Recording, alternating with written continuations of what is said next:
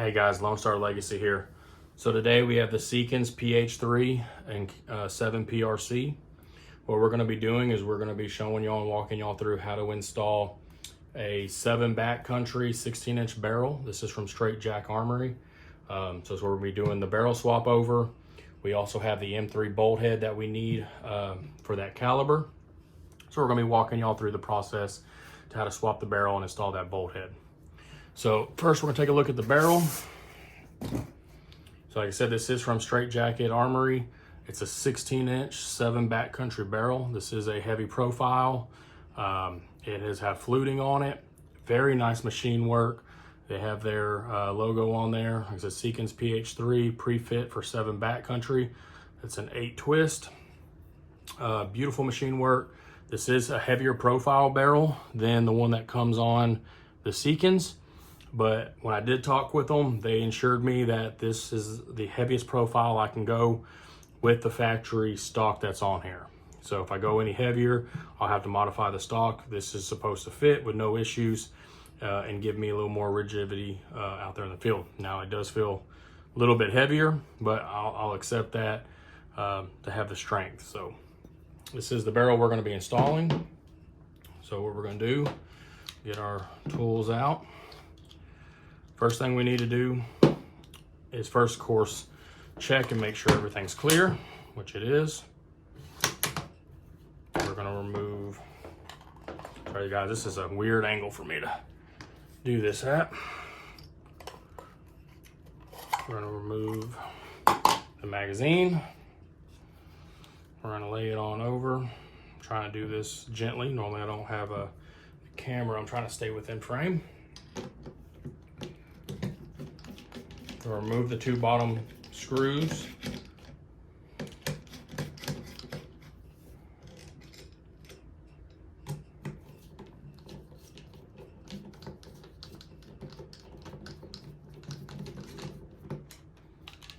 Okay, let's grab this nice and gently. There's one. There's 2.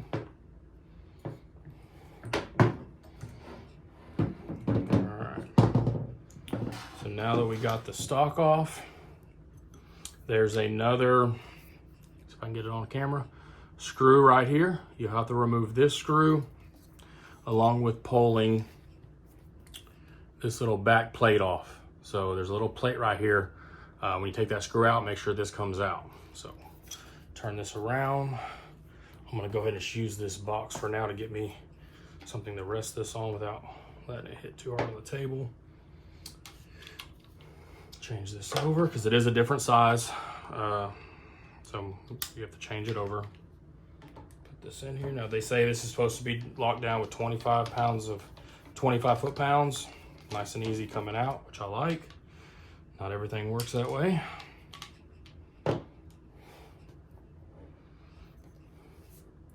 Now I gotta get that puppy out. I've heard sometimes you gotta use a little tool to push it on out.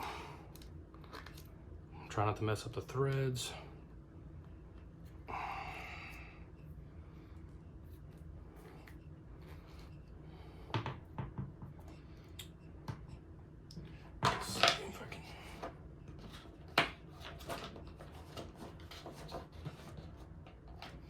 Let's see if I can get this off.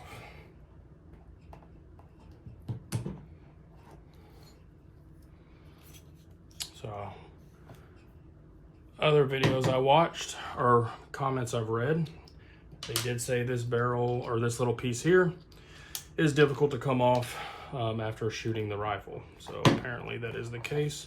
Just trying to find the edge of it so I can push it out. There we go. I think that was it. I'm hoping. Nope, maybe that wasn't it.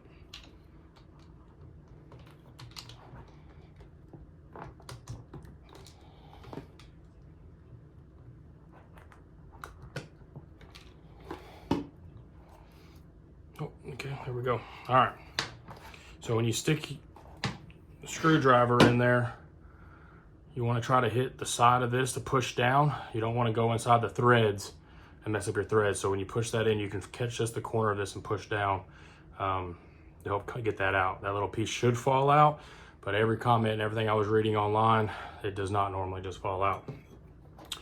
As you can see, it opens it up to the threads of the barrel. Now you should, if all works well, we should be able to hand twist that barrel. All right.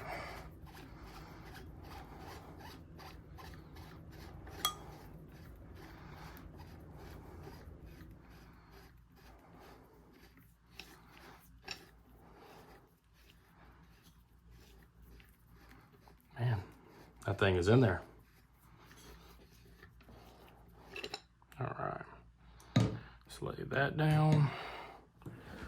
Let's lay this down so we don't mess it up.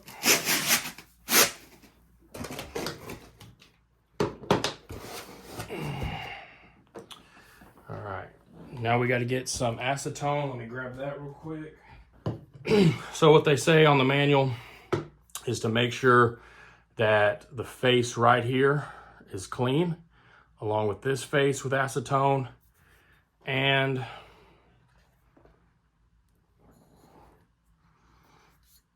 the surface right here. So make sure there's no debris, anything there. So wipe it down with acetone and then basically be able to install the barrel. Now the barrel is only supposed to be hand tight. So 10 foot. All right, so get some acetone on here.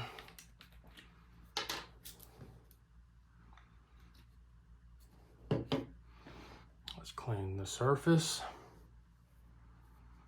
Let's clean this surface.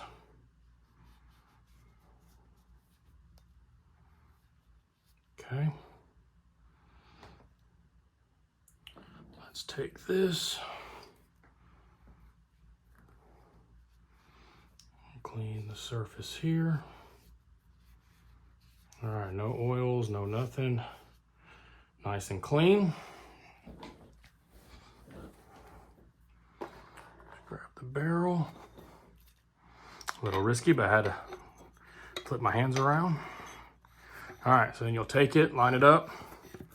Now you'll hand, like I said, just hand tight it in there, and then we'll be able to install the screw back on and put it back in the stock.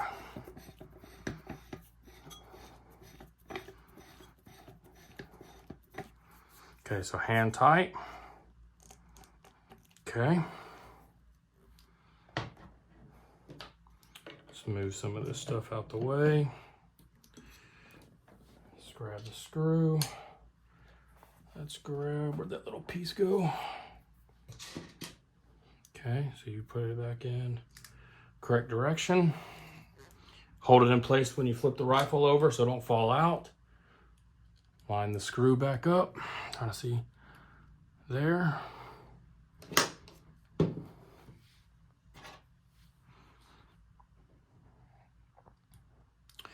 Well, I guess it works if I change the bit back out.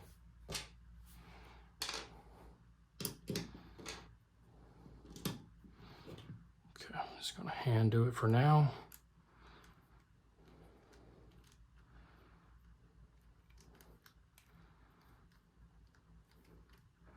Hopefully I'm getting all this on camera for y'all.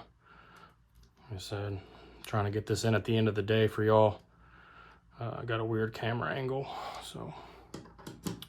Okay, so I got it in hand tight. Now they say 25 foot-pounds, so we're gonna adjust our torque wrench to 25 foot-pounds.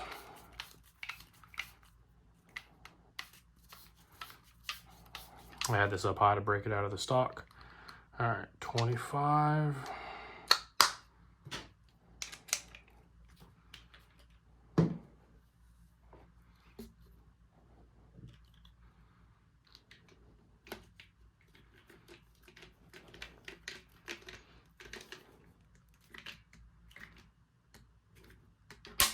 Okay, and that should be how to change the barrel.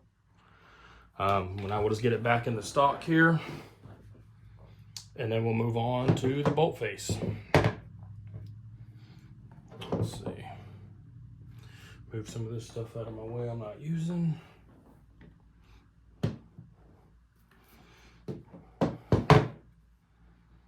So you just line up your trigger, lay it back in. There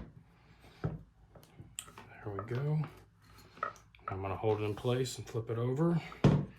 So the short screw goes in the front. The long screw goes in the rear.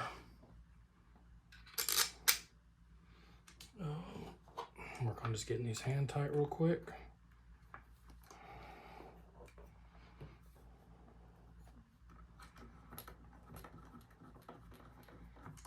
Okay.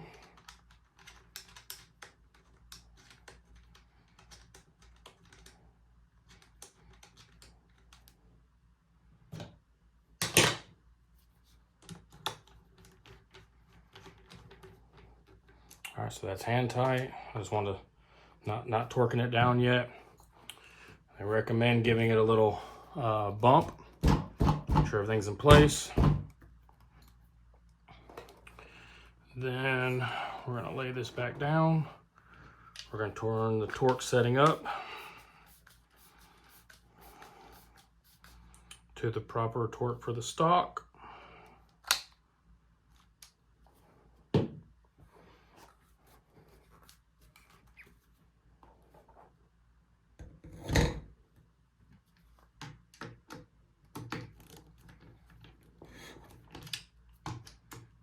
Make sure I got them snug. Okay, guys, I'm gonna have to do this off camera just so I can get a better grip.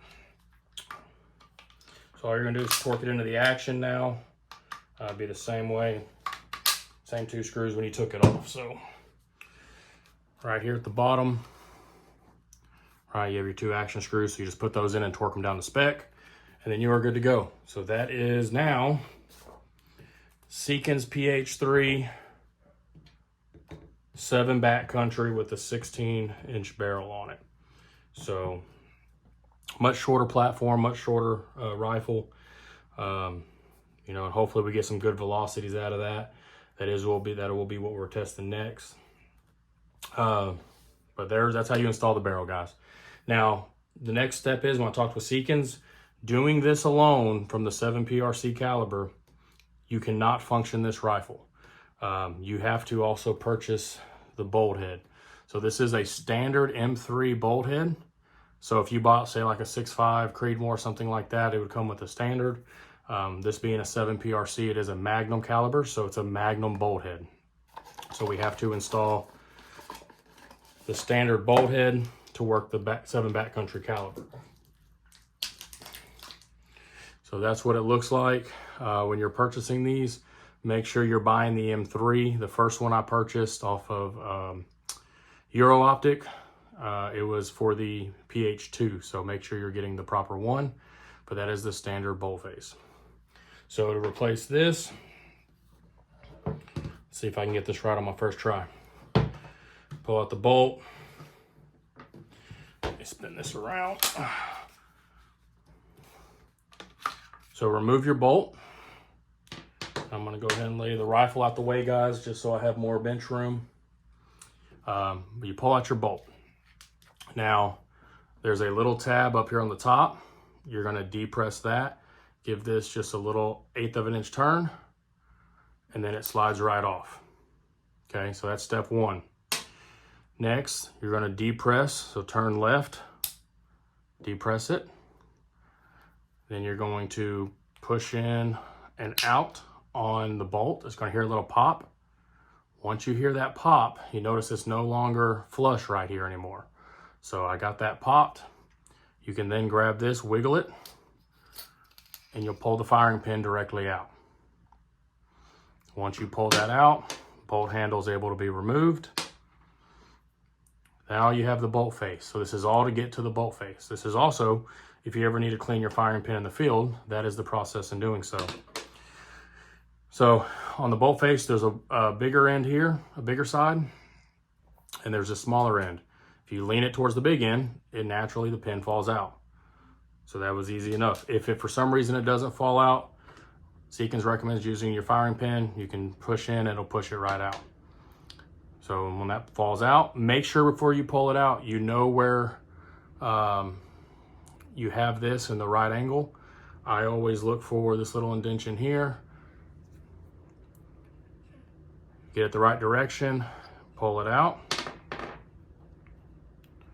And I said little indentation, it's the injector, guys, sorry. My brain is having brain fog.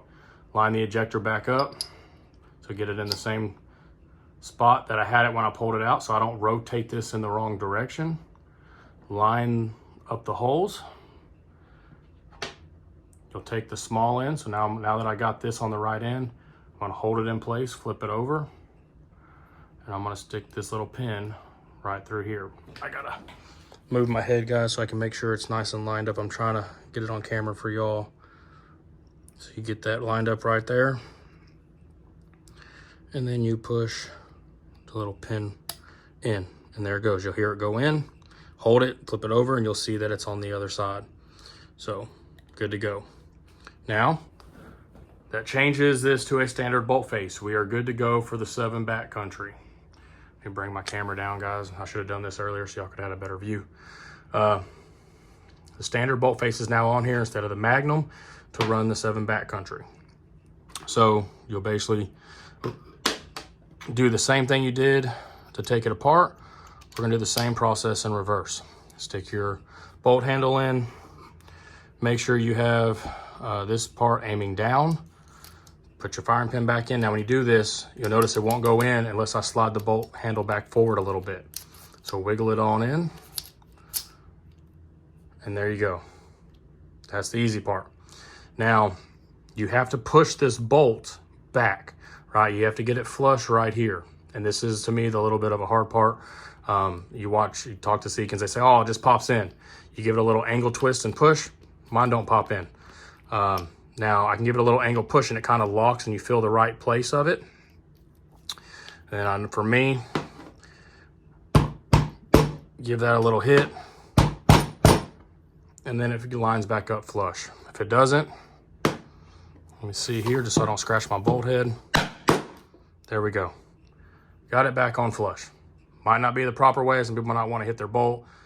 Doesn't do any damage, but I got it back in. I didn't want to fight it. So that's now back in. This is decocked. Now what you're going to have to do, you'll notice where this sits here. This part, you're going to hand cock it back, because remember we decocked it when we took it apart. Turn this, we're going to get it back up to this line. You'll see this little line right here. I'll try and get it on camera. So we're going to take it, we're going to cock it back to that line. All right, we got it lined up. Put this, slide it back on, depress this back in, and there you go. Locks right back up. And now we are good to go. You are good to run the 7 Backcountry as of the bolt and for the barrel swap. All right, guys, so got it back in. All right, so all you do now is once you got your bolt back together, you're going to put your bolt back into the rifle, and there you go. Everything functions the way it's supposed to.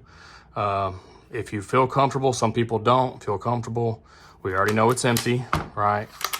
You can dry fire your rifle and check to make sure everything's working, but that does swap the bolt face. So now y'all seen how to swap the barrel, y'all seen how to swap the bolt face, and per Seekins, you now must get the standard mag with the adapter piece. There's an adapter piece that goes in your mag well, and you have to get a different size mag to hold the 7 Backcountry ammunition. Talking with Seekins, they don't have any of these available. I could not find any online. If anybody knows where to find them, please let me know, and I will purchase them. I can't find them. I can't find the adapter piece for the Magnum rifle and for the standard bolt size, magazine size. So now what I went ahead and did, I'm gonna grab them for y'all real quick.